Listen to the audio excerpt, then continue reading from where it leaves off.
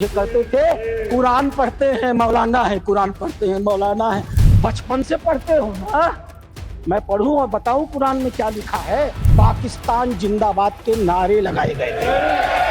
ये लोग बैठाइए इन्हें बैठाइए। भारतीय जनता पार्टी के कार्यकर्ता जो इस पाकिस्तान जिंदाबाद के नारे का विरोध कर रहे थे, देश के आम मुसलमान के लिए, देश के गरीब मुसलमान के लिए, देश के लिए गौरव का दिन है। वो किसी शायर ने कहा है, तू इधर उधर की न बात कर, तू बता कि कारवा कहाँ लुटा। मैं बताऊंगा इन्हें कारवा कहाँ लुटा है। मेरा भाषण समाप्त होने दीजिए, मैं ठीक से इन्हें एक्सपोज करने वाला हूं। जी प्लीज। माननीय उप सभापति महोदय, अच्छा डिस्कशन आप चलने दें। मैं इनकी बातों को सुन रहा था और मैं इस सदन के संज्ञान में लाना चाहूंगा।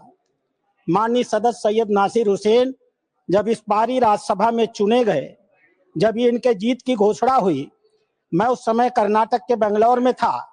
कर्नाटक की विधानसभा में पाकिस्तान जिंदाबाद के नारे लगाए गए थे।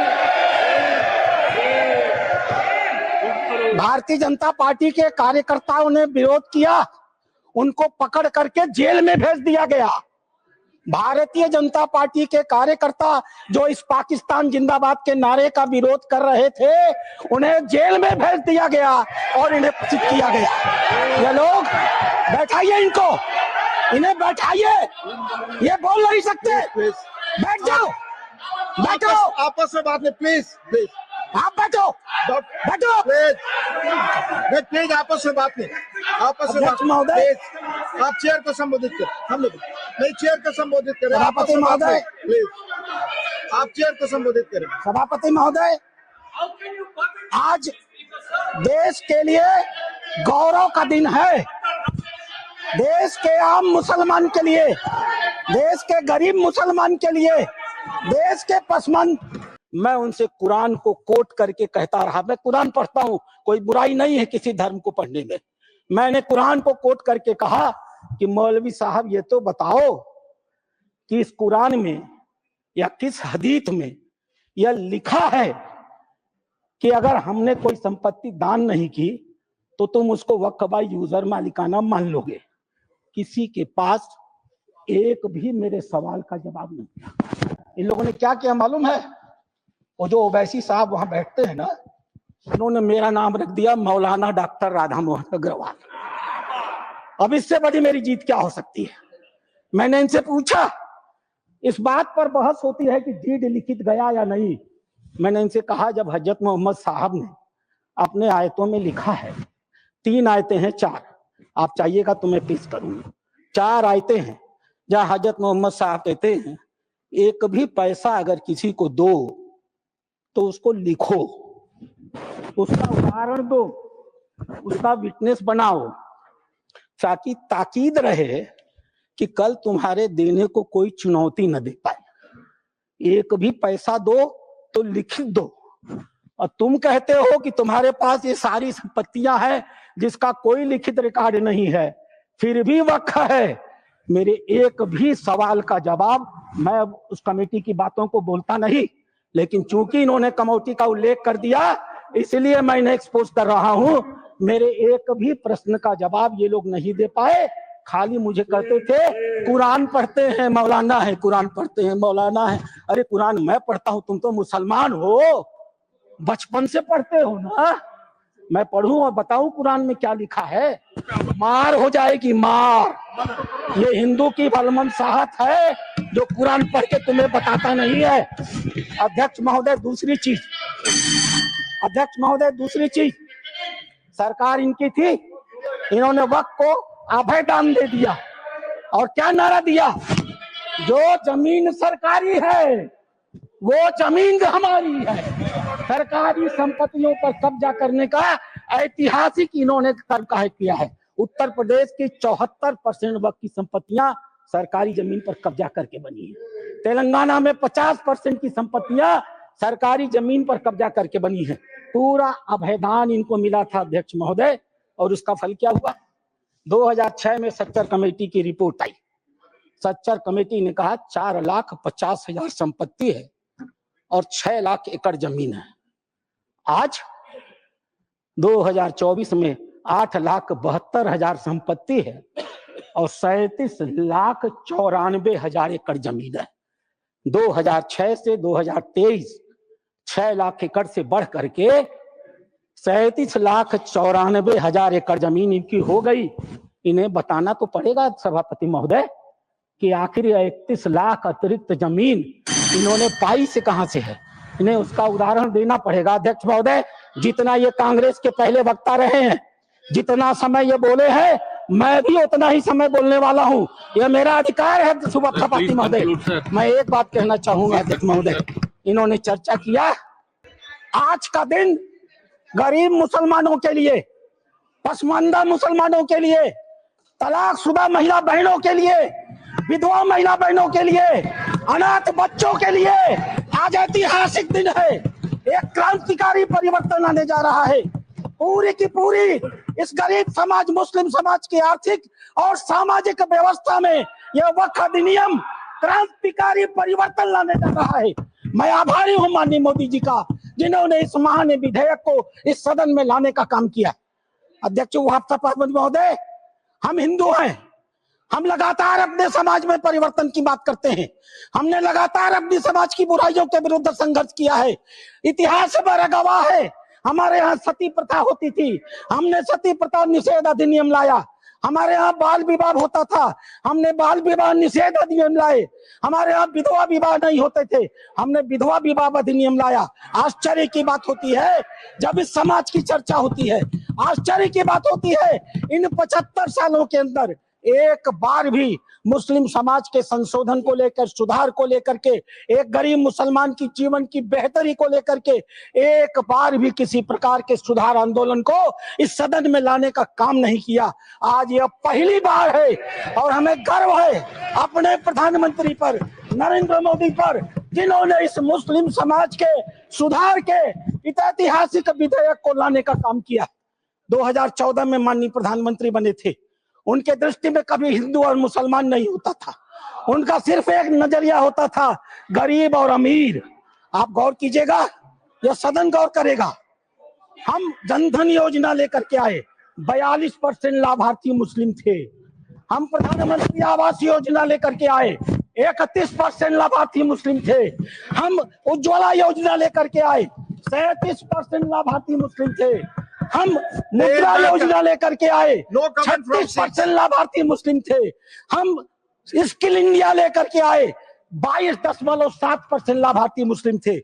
हमने प्रधानमंत्री एम्प्लॉयमेंट गारंटी प्रोग्राम चलाया। अध्यक्ष महोदय, 70% अधिक मुसलमानों ने उस योजना का इस देश में लाभ लिया। मेरे पार्टी की बैठक है, मुझे बताना नहीं चाहिए, लेकिन मैं कहूंगा, माननीय प्रधानमंत्री इसी बाल योगी सभागार में हम सारे सांसदों की बैठक ले रहे थे। उन्होंने क्या कहा हमसे? उन्होंने कहा, लोग कहते हैं कि मुसलमान भाजपा को वोट नहीं देते। आपको याद होगा मित्रों, उन्होंने कहा नहीं, ये गलत है, देते हैं। और अगर मान लिया जाए कि नहीं देते हैं तो इसका मतलब क्या है? क्या वो देश के नागरिक नहीं है? क्या उनके काम नहीं होने चाहिए? क्या उनका विकास का काम नहीं होना चाहिए? हम सारे सांसदों को उन्होंने मीटिंग में कहा, अपने काम को करते समय कभी हिंदू और मुसलमान न करना, विकास की धारा सारे समाज पर समान रूप से पहुंचाने की बात कही। उन्होंने दूसरी बात कही, मैं पूरे देश को 2047 में विकसित भारत का सपना दिखाता हूं। क्या 20% मुसलमान अगर देश का पिछड़ा रह जाएगा तो क्या भारत का विकास का सपना पूरा होगा? नहीं। हमें भारत के विकास का मतलब है 20% मुसलमान के विकास की भी योजना बनानी है। यह कल्पना माननीय प्रधानमंत्री ले सकते हैं। आजादी के 75 सालों के अंदर इस कल्पना को लेकर इस देश में कोई नहीं आया था। और तीसरी बात उन्होंने कही, सरकार के, और सबसे महत्वपूर्ण बात है, सरकार के स्तर पर सरकार जो कुछ भी कर सकती है मुसलमानों के जीवन की बेहतरी के लिए हम करने का प्रयास करेंगे। लेकिन मुस्लिम सामाजिक संस्थाओं की भी रोल होनी चाहिए। ये मुस्लिम पर्सनल लॉ बोर्ड की भी भूमिका होनी चाहिए। यह जमायत उलेमा की भी भूमिका होनी चाहिए। यह वक्फ कमेटियों की संपत्तियां जो पड़ी हुई हैं उनकी भी मुसलमानों की जिंदगी को बेहतर करने में भूमिका होनी चाहिए। यह बात आज की नहीं थी, ये लोकसभा चुनाव के 6 महीने पहले की बात है अध्यक्ष महोदय। उस समय वो कल्पना लेकर चल रहे थे कि अगर हमने मुस्लिम वक्फ की संपत्तियों का बेहतर उपयोग कर लिया, पारदर्शी उपयोग कर लिया, उनकी आय को बढ़ा दिया, उनके ऊपर जो कब्जा करके लोग बैठे हुए हैं उन कब्जेदारों को हटा दिया, तो स्वाभाविक रूप से जो अकूत संपत्ति पूरे भारत में मुसलमानों के पास आएगी, हम उसका इस्तेमाल गरीब मुसलमानों की शिक्षा के लिए, जीवन की बेहतरी के लिए, उनके मुसलमान महिलाएं दर बदर भीख न मांगे, अपनी इज्जत का समझौता न कर सके, कोई बूढ़ी मुस्लिम रात को खाली पेट सोने के लिए मजबूर न हो, हम उसके लिए व्यवस्था करके लाएंगे। और वस्तुतः अध्यक्ष महोदय, वक्फ अधिनियम की जो ही माननीय गृह मंत्री ने घोषणा किया, पूरे देश में तूफान आ गया। आश्चर्य होता है, वक्फ की घोषणा भी नहीं हुई, कानून सामने भी नहीं आए, विरोध शुरू हो गया। तुम्हारी मस्जिदें कब्जा कर ली जाएंगी, तुम्हारे दरगाह कब्जा कर लिए जाएंगे, तुम्हारे कब्रिस्तान कब्जा कर लिए जाएंगे, तुम्हारे मदरसे कब्जा कर लिए जाएंगे। मैं एक पत्रक लेकर के अध्यक्ष महोदय आया हूं। केरल और कर्नाटक की एक आतंकवादी संस्था है PFI, माननीय गृह मंत्री को आभार प्रकट करता हूं, उन्होंने बैन किया है। PFI की एक दूसरी संस्था है SDPI। आज SDPI, मेरे पास पर्चे हैं, मैं गृह मंत्री को सौंपूंगा और आपको भी दूंगा। आज SDPI पूरे देश में, मेरे पास राजस्थान के पर्चे आए हैं जहां SDPI सबसे कमजोर है, पूरे देश में पर्चे बांटे जा रहे हैं और बताया जा रहा है कि ये वक्फ कानून अगर आ गया तो मस्जिदों पर भाजपा सरकार कब्जा कर लेगी। आखिर क्यों? लेकिन ये लोग भूल गए, नरेंद्र मोदी किसी और मिट्टी के बने, आपके विरोध से वो डरने वाले नहीं थे। आप चाहे जितना भी विरोध करते, वो मजबूती के साथ एक आम गरीब मुसलमान, एक दलित, एक पिछड़ी महिला, एक अनाथ महिला, एक तलाकशुदा महिला, अनाथ बच्चों के साथ खड़े होने वाले थे, और इसीलिए वो मजबूती से विधेयक लेकर के आए। अध्यक्ष महोदय, ये चर्चा कर रहे थे वक्फ बाई यूजर के। क्या होता है वक्फ बाई यूजर? हजरत मोहम्मद साहब ने क्या कहा था? आपके पास अपनी कोई संपत्ति हो तो दूसरों को भले के लिए दान करो। हदीसों ने क्या लिखा था? यदि किसी व्यक्ति के पास अपनी संपत्ति है, उस संपत्ति का एक हिस्सा वो दान कर सकता है, उसके लिए मुतवल्ली बना सकता है, उसके आय के साधन कैसे होंगे लिख सकता है, आय से होने वाली आय किस वर्ग के उपयोग में आएगी उसके भी निर्देश दे सकता है। What is this Waqf by user? किसने आपको संपत्ति दी? किसने आपको संपत्ति दान की? किसके मन में मनसा थी कि अल्लाह को दे दिया जाए? एक भी आदमी ने वक्फ बाई यूजर की संपत्ति वक्फ के अधिनियम के तहत नहीं दी। जैसे फिल्मों में गुंडे हुआ करते थे, जिस औरत पर हाथ रख दी वो औरत उनकी हो गई, इसी प्रकार से इन वक्फ बोर्डों ने भू माफियाओं की तरह काम किया। जिस जमीन पर हाथ रख दिया इन्होंने, वो जमीन उनकी हो गई। आज इस मानसिकता से ये काम करते हैं। जमीनों पर मैं कानून लेकर के आया हूं। अध्यक्ष महोदय, इसी सदन में माननीय सदस्य झूठ बोल रहे थे, असत्य बोल रहे थे। 1995 का यह एक्ट है, धारा 40, द बोर्ड में इटसेल्फ कलेक्ट इंफॉर्मेशन। बोर्ड स्वतः इस बात की सूचना इकट्ठी कर सकता है यदि उसे इसका कोई कारण महसूस होता है कि यह वक्फ की प्रॉपर्टी है। आगे क्या करेगा? And any question arises whether a particular property is a waqf property or not, whether a waqf is a Sunni or Shaq board. After making such inquiry as is deemed fit, decides the question.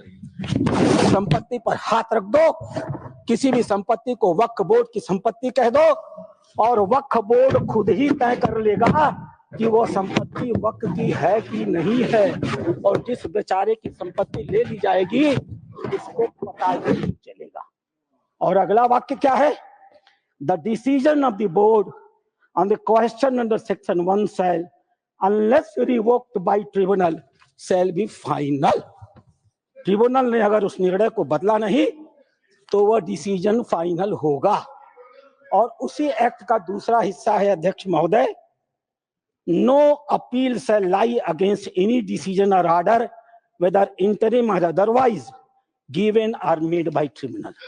Tribunal के द्वारा कोई भी आदेश जो दिया गया होगा उसके खिलाफ किसी प्रकार की अपील नहीं होगी।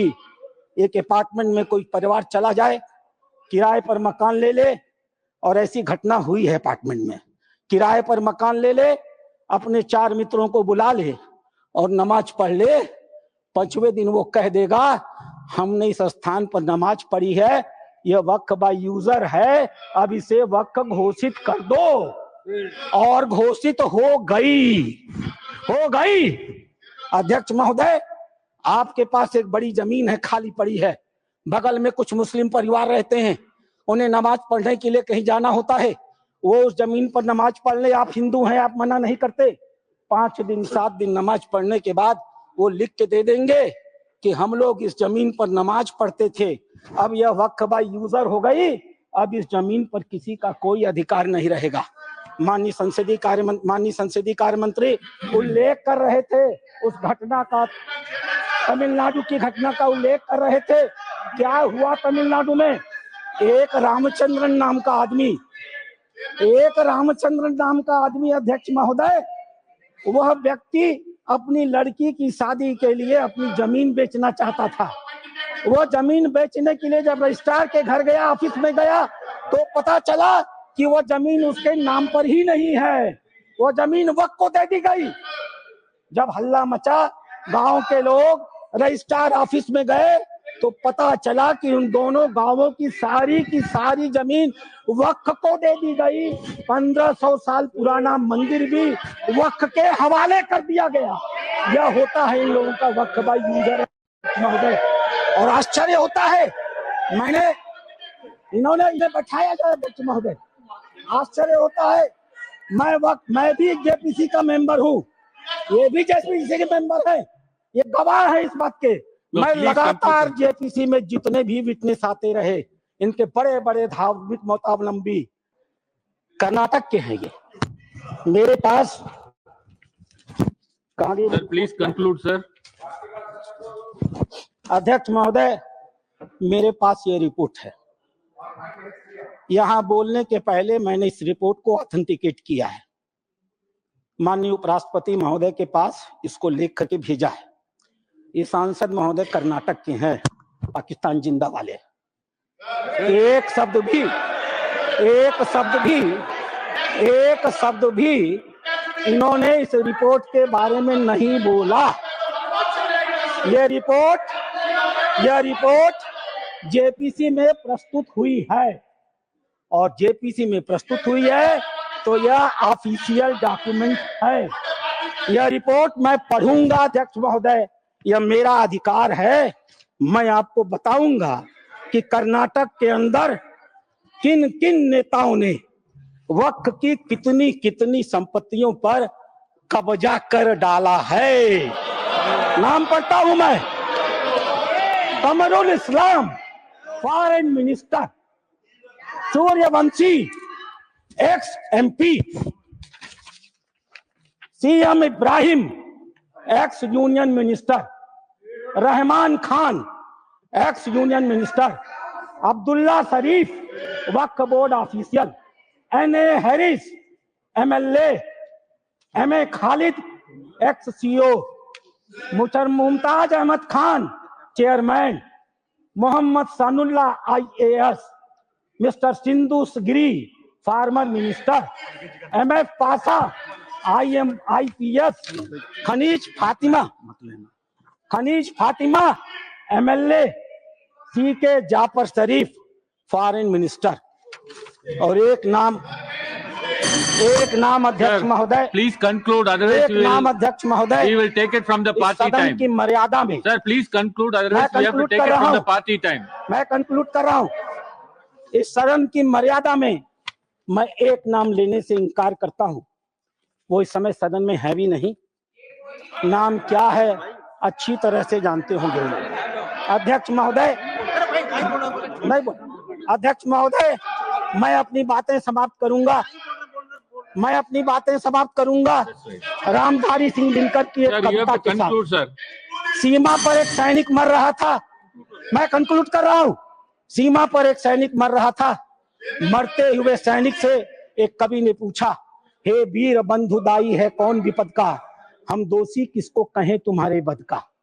मरते हुए सैनिक ने कहा, यह गहन प्रश्न कैसे रहस्य समझाएं, 10-20 अधिक हो तो Sir, हम is the नाम party गिनाएं। allotting the time her for him? कदम कदम पर खड़ा यहाँ पातक है, हर तरफ लगाए घात बड़ा घातक है। देवता सदस्य दिखता है पर कमरे में वो गलत हुक्म लिखता है।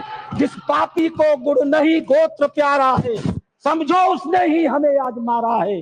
जो सत्य जानकर भी न सत्य कहता है या किसी लोभ के दिवस चुप रहता है, उस कुटिल राजतंत्री करदय को धिक है। वह मूक सत्यहंता कम नहीं बधिक है। चोरों के जो हीतु ठगों के बल हैं, जिनके प्रताप से पलते पाप सकल हैं। जो छल प्रपंच सबको प्रश्रय देता है या चाटुकार जन की सेवा लेता है, यह पाप उन्हीं का हमको Sir, मार please गया conclude, है। sir. भारत अपने ही घर में